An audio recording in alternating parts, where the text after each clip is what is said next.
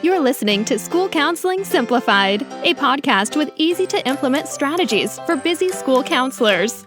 Here's your host, Rachel Davis from Bright Futures Counseling. Hey there, thanks for listening to another episode of School Counseling Simplified. So today I want to share with you something that I'm very passionate about.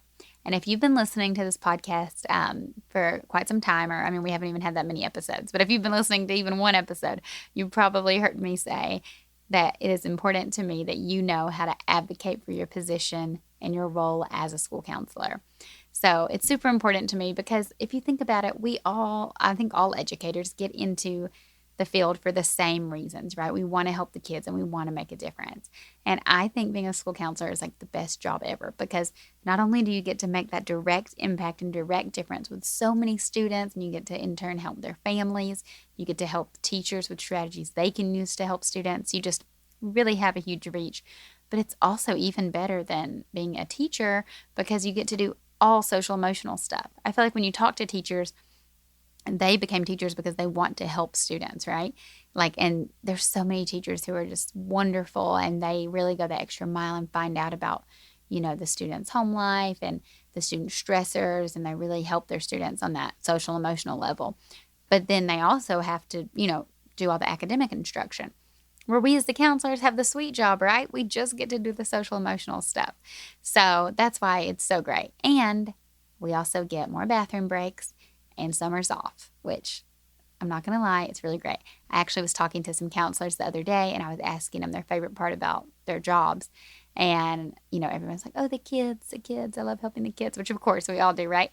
But then someone's like, I like having summers off too. And I was like, you're my girl. That's right. How nice is it to have all the holiday breaks? That was something I really enjoyed as a avid traveler. I would squeeze in little trips whenever I got a chance.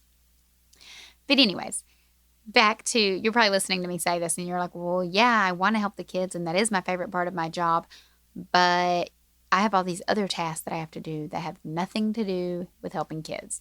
I'm doing recess duty. I'm doing lunch duty. I'm doing behavior management things that I'm not qualified to do. I'm attending meetings that I shouldn't have to attend. I'm doing 504 things. I'm helping the librarian. I get called to hang up bulletin boards or just random things, right? A lot of times we get assigned these duties that just irk us to our bones. And it's because we're like, okay, I went to grad school. I'm qualified to do this position. I have more than enough kids on my caseload that I want to help. We just talked about minute meetings in another episode because I don't even have time to see everyone for more than a few minutes. Clearly, I'm stretched too thin. And you keep assigning all these non-essential, non-counselor duties to me. It's very frustrating.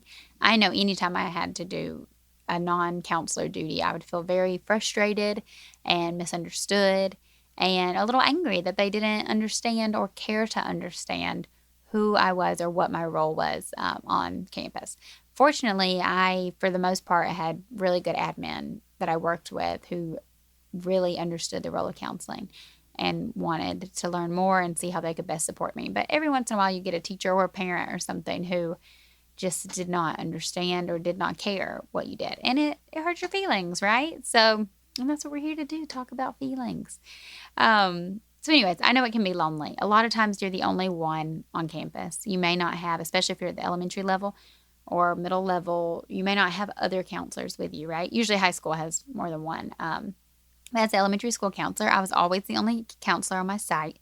I was even at 2 schools, so it's not even like I had another elementary school counselor to collaborate with.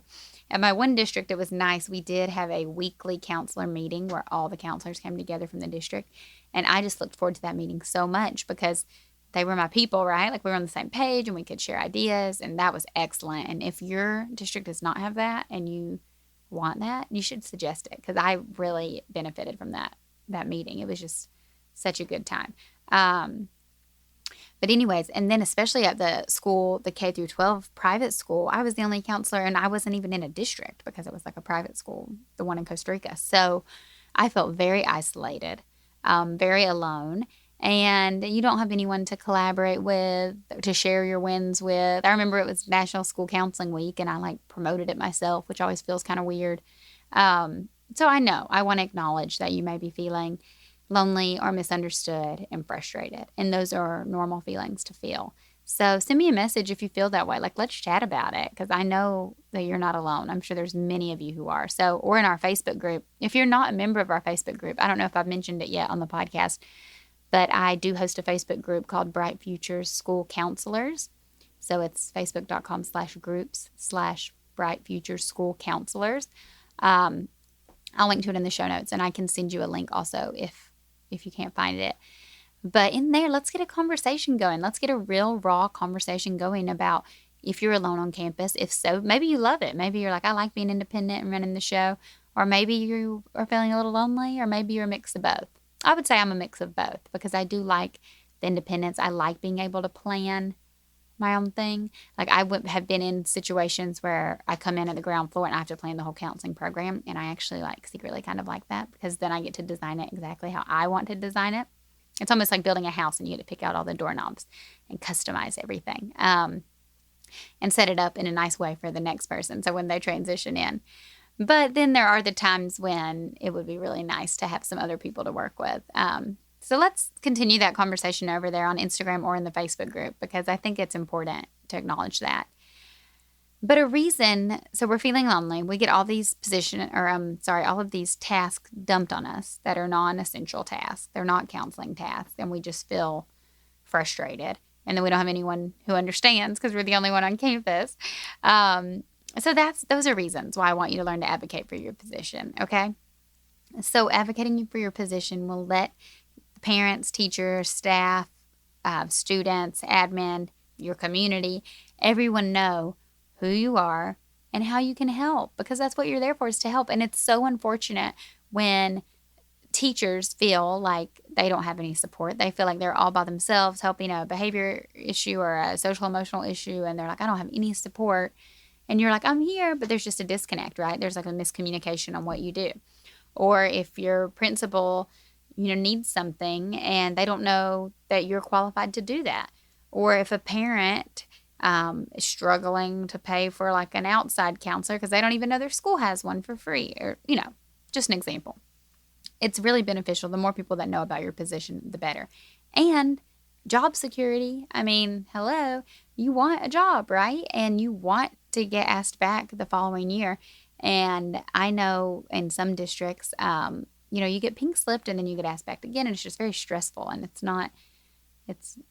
not consistent, and it's scary. So you want job security, and you want everyone to know what a great, valuable resource you are. And those are the reasons that we advocate for our position. So I'm going to give you 5 simple ways to advocate for your position, because you may be hearing me now and you're like, okay, you literally just said I have to do class lessons, small groups, individual sessions, and all these other random tasks I'm assigned. And then you also want me to start advocating for my position? Hear me out. I don't want you setting up a table and wearing your school counselor shirt and handing out pamphlets about what a counselor does. I mean, that's great, but that's not exactly what I'm saying. I'm going to give you 5 easy to implement things that don't take very long that you can do to really help drive it home what your position is and how you can help others. So, number 1, a Meet the Counselor lesson. You're like, okay, I do a cutesy Meet the Counselor lesson with students. Yes, but have you ever played with staff? Try playing a Meet the Counselor game show or a fun Meet the Counselor trivia style game at a staff meeting. And just for fun, it's a fun way to start the year off right, and you can introduce your role to everyone, and they're like, oh, she does do that. Make it true or false, make it fun. That's something you can do. And then this wasn't in my notes, but I just thought of it when I was talking about setting up the table and wearing the t-shirt. You actually really could do that also. Our school had a back to school night, or you could have an open house. And I do usually make brochures, to pass out. So that may be something that you want to consider to really push your role. That one's good for parents, what does the school counselor do? I remember parents would be very surprised and excited when they found out that I was on campus at a back to school night. So I will link to, I have a free template for a editable brochure, Meet the Counselor brochure. I'll link to that in the show notes, and I'll put it in my free resource library. So head to the website, download that from the freebie library if you want to make brochures. Or if you're virtual this year, you could just make the brochure, but then you don't even have to print them out and fold them. You could just send like a cool virtual brochure or make a virtual video introducing yourself to everyone. That could be cool. Okay, so that's number 1. A Meet the Counselor game that you can play with staff. Or I added in last minute doing like an introductory brochure or video at a back to school night or a parent night. That's one way right off the bat to advocate for your position. Okay, number 2 is kind of similar, but a Counselor Corner newsletter and or website. So sending home a newsletter.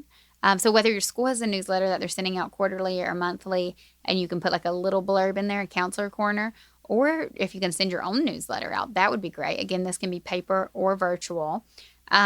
This is a great way to share with parents and teachers what you're doing. So you can have in there your monthly character education activities and lessons that you've been doing, which kind of small groups you're doing. Obviously, you're not going to say what you're covering or who's involved, but you say like, oh, right now I'm running 2 self-esteem groups, 1 anger management group for kindergarten, and a relational aggression group for 6th to 8th grade girls.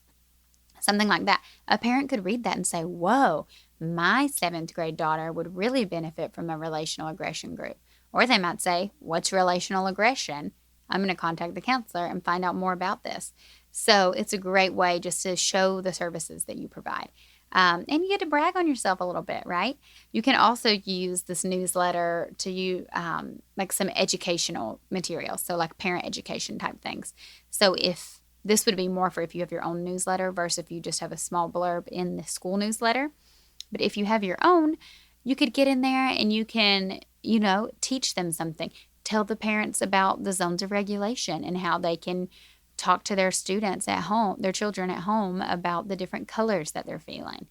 And then that way you can get, everyone on board and have that common language from school and at home. Give them some coping strategies they could do. Tell them how to make like glitter calm down bottles over the weekend as a fun craft and link to a YouTube video tutorial. Anything like that. And many of you are virtual this year. Website. I've seen so many really cute and creative like Bitmoji websites out there. But if you have a counseling website, you can, if not, you can make one for free. I know Google has some sites that you can do on there for free. Make a simple website. You don't have to, I encourage you actually not to spend a ton of time and getting all stressed out over the tech and making it perfect looking, but just have some resources up there, where you can share with parents what you're doing. And then staff will look at that too. Older students, if you're high school or something, maybe they're directly looking at it. You could even do this in like a Google Classroom. So yes, the number 2 way to advocate for your position is by telling people what you're doing. Don't be quiet about it, right? You need to share what you're doing. That way people can see like the great things that the school offers and the great things they're doing. And it might be how they find out a way that you can fill a need. Okay, number 3.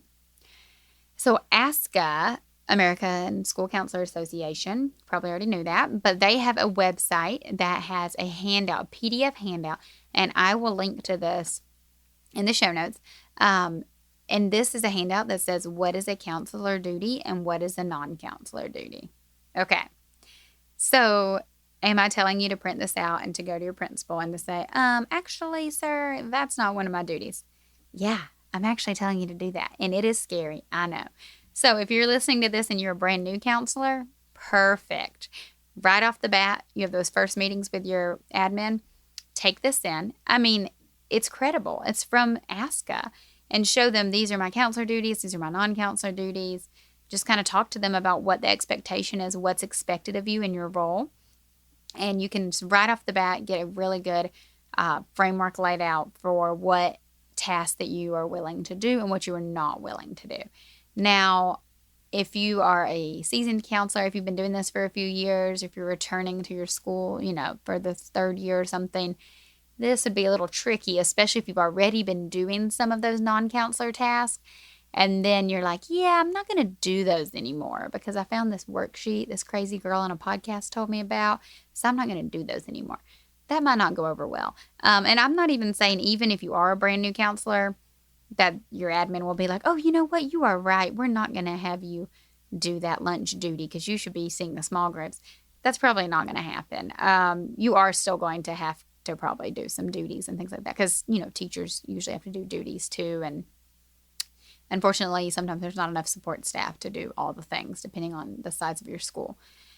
So it is intimidating, and you don't want to be rude about it, but you do want to be assertive and firm, and this is your position. This is what you went to school for. And, you can highlight it in a positive way. You can say, I want to offer all of these amazing things. So because I'm offering all of those things, these are things I cannot offer. It's bold. I know. I'm not even saying I've done it. I've done it from like the new counselor approach, talking about expectations, but I have not. My first counseling job, I was there, a couple years, and I didn't go in and say like, yeah, I'm not going to do that anymore. I would have been terrified to do that. I'm not going to lie. So just saying, if you're feeling bold, you have the handout there to support you. Ask us support you 100%. It's a good resource for you to have. So what goes hand in hand with this is an end of the year report. So it's a lot easier to say, hey, you need me to do X, Y, and Z if you have the data to back it up. So you need to have an end of the year report where you can show, I spent this many hours with this student. I ran this many small groups. And I will talk to you in a later episode about how to collect all of this data. But if you can show how your time was accounted for, then it's going to be easier to say, I can't do those tasks because look at how I spent all my time doing this and look at the positive results that it yielded. So those two kind of go hand in hand. And I have an end of the year report template in my TPT store that I'll also link to. Okay. And then the fourth thing is data collection. So what are you putting in that end of the year report? You're putting in there all of this data that you're collecting. Well, where are you collecting data? You need to be collecting data. You can do this through like self-assessments, the end of the year report itself, behavior surveys, needs assessments. There's lots of ways you can collect data. And then the more data you have, the easier it is to present yourself professionally and to show how you are needed on campus. This is the most simple, cut and dry way to advocate for your position is show the numbers, right? Well, I served this many students. Well, these students, self-esteem increased from this to this, or according to parent and teacher feedback. Or this student can now name 5 coping strategies to use when they feel this, where before they could only name 1. Or those are just examples off the top of my head. But any kind of data you can show that you've collected, that shows how needed your position is and how vital your position is. And that's the best way to advocate for your position. You can go to your admin with your little Ask a PDF and, all the gusto in the world, and that's awesome. But it really helps if you have some numbers to back it up. Okay. And number 5, be visible on campus. I am guilty of this, y'all. So, you're busy, you're in your office, kids are coming to your office, especially if you have older kids. Maybe they just come to you. You don't have to go pick them up from their classes. They're coming to you. I used to eat lunch in my office most of the time because I would be doing a lunch bunch or just busy, or the 5 minutes I had to myself, I had to look up something on my computer. So you're probably in your office a lot. If you're like most of my offices, they don't have windows because you don't get the nicest spot in the school. So people might not see you, physically see you. You might not be visible on campus. And then there might be something, we're having a pep rally, and you're like, I don't really need to go to that because I have this paperwork I have to catch up on, or my data collection I have to input. Seriously, things like that. So not being visible on campus is a problem. I'm not saying that I want you to volunteer for extra committees or for extra things. If you want to do that, that's fabulous and a really good way to get involved and get visible. But I'm just saying, make little efforts. So, go pick up a student from their classroom rather than calling the phone to have them come to you. Or at lunchtime or recess, go walk around and kind of mingle with the kids. This is a good way to check in and get some of those informal minute meetings in also. But check in with everyone, and people see you and they're like, that's our counselor. Look at her. She's talking to these kids. Oh, look, that's our counselor. Look at her. She's diffusing an argument. Oh, that's our counselor. She's helping show this kid where the recycling bin is. I don't know, anything, right? You want to be visible on campus. And then if you are part of a committee or something like that, that's even a better way where you're just showing, that you're involved and there's a need for you there. So again, you can tell I'm really passionate about this. The 5 ways that you can advocate for your position are a Meet the Counselor game that you would play with staff. Number 2, the newsletter or the website where you're showing what you're doing in your program. Number 3, using that Ask a handout and or your end of the year report to show, use data-driven results to show why you're needed and what duties you need to spend your time on. Number 4 is the data collection itself. So using self-assessments, behavior surveys, etc. to collect the data. And number 5 is physically being present on campus. And again, number 5 is tricky if you're meeting virtually, if you're not going to campus, but then that's a really easy time to get kind of invisible and lost. So you want to make sure that you are in email, you're at meetings, you're on the Zoom calls, because honestly, like, you could not go to something and it might not go unnoticed, but that's the point. We're not trying to slide by unnoticed. We want people to be like, wait, we're having a staff meeting. Where's the school counselor at?